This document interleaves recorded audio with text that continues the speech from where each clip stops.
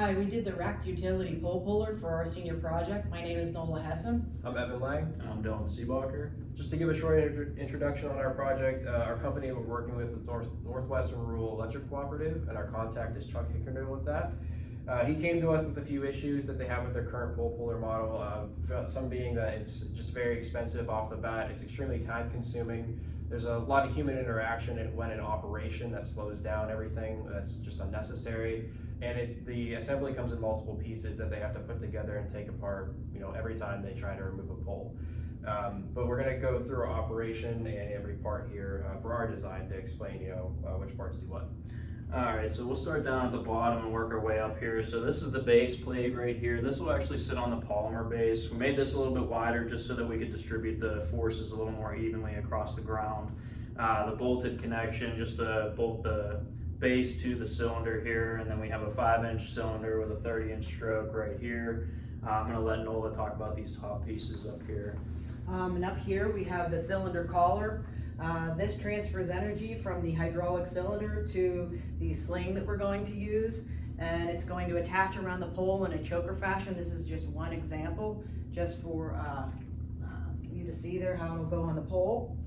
And then Evan will speak about his piece. And then just one more piece here. This is just a backplate piece that'll go on the opposite side of the pole once the sling is wrapped around. What this is meant to do is just act as a grip assistant for the sling if the pole is wet or has mud on it or just has issues with gripping it. And it also acts as a weight for the sling to move it down the pole as it's operating, so we can try and prevent that human interaction component that I was bringing up earlier.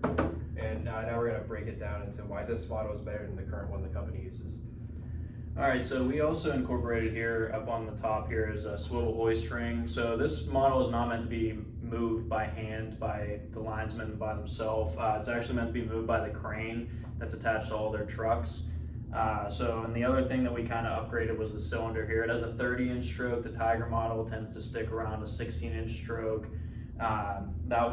We used the 30-inch stroke to try to reduce the amount of pulls that it would need to that it would take to actually remove the pole from the ground, whereas the Tiger model will need almost double the amount of stroke and retractions that this would need to pull the pole.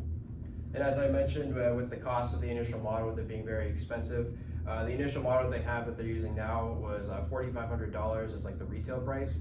Ours comes out to be $3,500 after all the manufacturing and machining costs and man hours that are put into it. So they're saving $1,000 with this design, as well as it being much more efficient, as Dylan was talking about, than the current one. And the other reason that we changed this is to make this safer. One of the things we changed was using a sling. We want this to be the weakest link of the design, because if this fails, you don't have metal pieces flying all over the place.